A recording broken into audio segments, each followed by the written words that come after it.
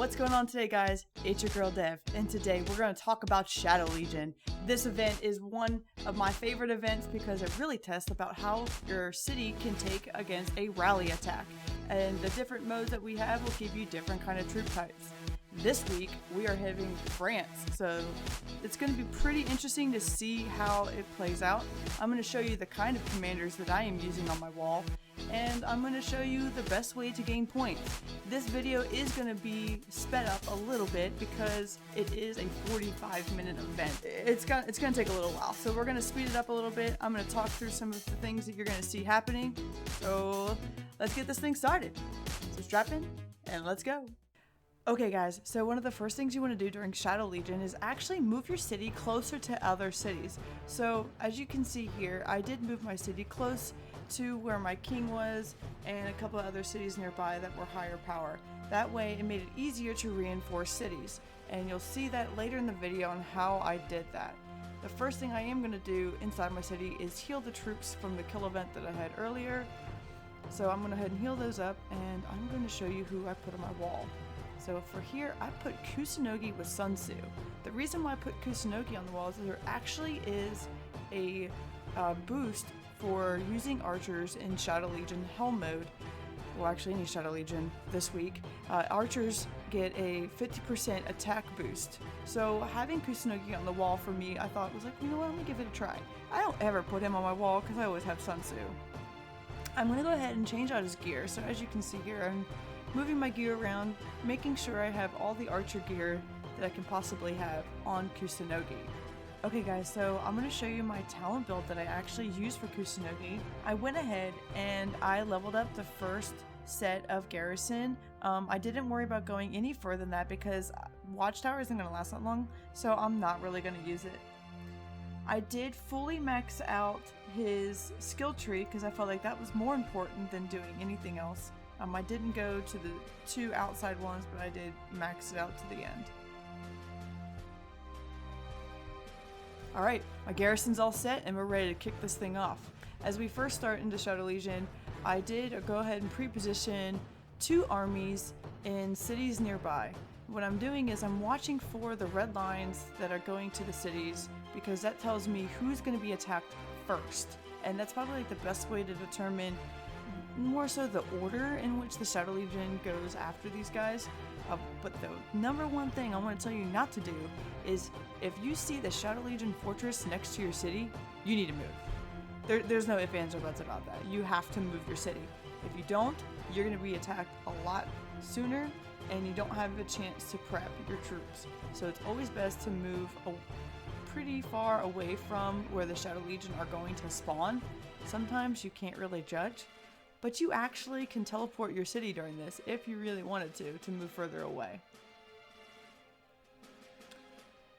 So here I'm just reinforcing nearby cities, making it a little bit easier. I did put on a defensive boost instead of an attack boost because I am on a defensive side, defending my city, not attacking. So I put a defensive boost on to see if that could actually help out a little bit. We get through the first couple of phases, waves pretty decently. My city does survive a little bit, so it's not too bad. My goal here was to get to at least 13 or 14, and you'll see how I did. Now, as you can see, as these cities are getting attacked, your troops in the city, they don't go to the hospital. They just re-heal themselves after the attack is over. There's a few that do go into the hospital, but very, very, very little, so I wouldn't worry about that much. But what you'll observe is, as the troops are attacking the city, the Shadow Legion's attacking, if you have multiple armies from Shadow Legion attacking your city, it's not going to help you. You're not going to be able to heal. So that's why you do want to move your city far away from where the Shadow Legion is, because if you have multiple Shadow Legions attacking you, there's no way for you to regain your troops back. So that's the reason why I put myself in the middle of everybody.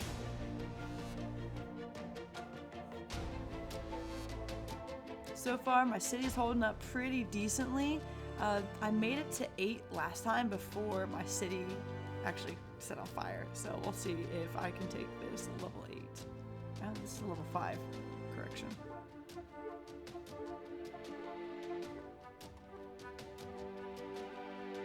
So as you can see, there's another march approaching my city at the same time, but I'm still trying to take out the current march. So as you can see, my city is not going to survive this because it's getting attacked by 2 Shadow Legion armies and a 3rd one en route. That is why it's important to kill these Shadow Legion armies as quickly as possible. And yes, I am aware, my city is on fire. Alright, and now I have another incoming army. Now the rule with Shadow Legion is if your city loses twice, you're no more Shadow Legion are going to be able to go to your city. So you can no longer acquire points from your city. Now the only way to acquire points is actually from your neighboring ally cities. So that's why it's highly recommended to keep your troops in other ally cities so you can get those extra points. Okay, as you can see here, our guys are doing pretty well. They're holding up pretty decently. We are moving. You can see troops moving from city to city, trying to get those points. Now, when your troops are in your ally cities, not only do you get points, but your ally gets the points as well. So that's why it's important to keep troops coming in and out of cities. Here's some really good ones here. These are the ones, my Chinese guys with the Wu and YSG, some different pairings you're going to see on the wall. Everyone has their own preferences. I don't have an expertise Wu, so I can't use her on my wall, but it's pretty cool seeing her in action. We always make the joke this is the only time you're ever going to see us burning this hard.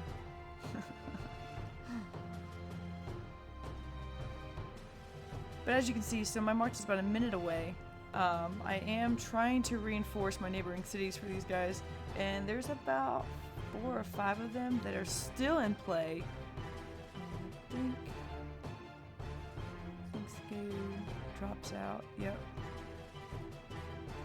Now you can open field fight these armies. It can be very difficult because they are 2.5 million T5. So are you really wanting to solo attack these? No, not bro. Forget about that. But if you feel like it will help and you're close enough nearby where you can just spam troops at it, I mean, why not?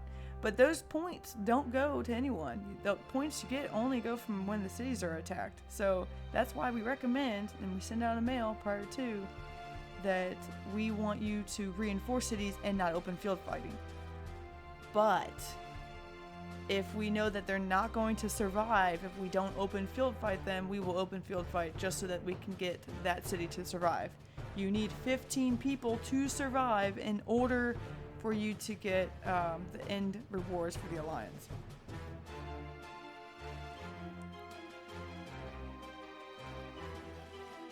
So it looks like they're holding up pretty good. Wu's, and it's actually Wu and Richard. I thought he had Wu and Charles. Nope, it's a Wu and Richard, which is a really great combo. Yep, that one died. Yep, well, shit happens. Alright, so now that my troops died, I did try to see if I could help my guys nearby me. He actually did not survive, but that's okay. I did try to place as many markers as possible because it helped the other guys that maybe have completed it or lost. They don't know what to do with their troops. Well, go reinforce your neighboring cities because those extra points that you're just sitting in your city aren't going to help you if you're not helping your other allies. So here's a pretty chaotic mess right here. Look at all these troops running everywhere.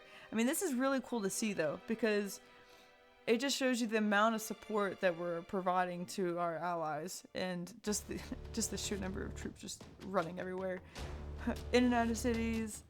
It is just really funny to watch. I'm trying to help Pig. I think he ended up surviving. We'll find out.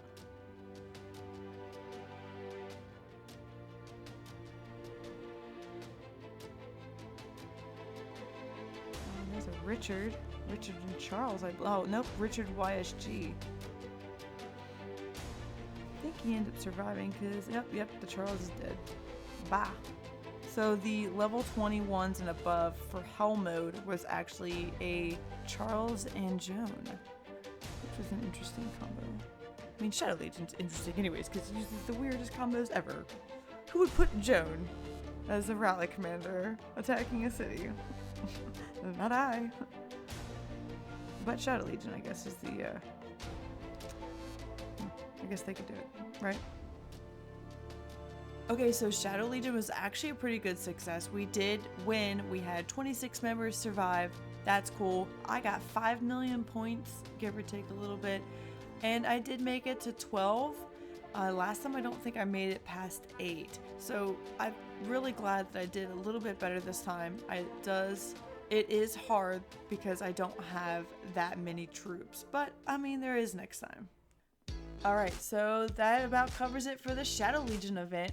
Now, this event does happen once a month. So the next time you're going to see me cover this event, we will hopefully be in KVK that just started our countdown. And I'll be covering the Light and Darkness KVK Season 4 for Kingdom 1315. I'm really excited for this.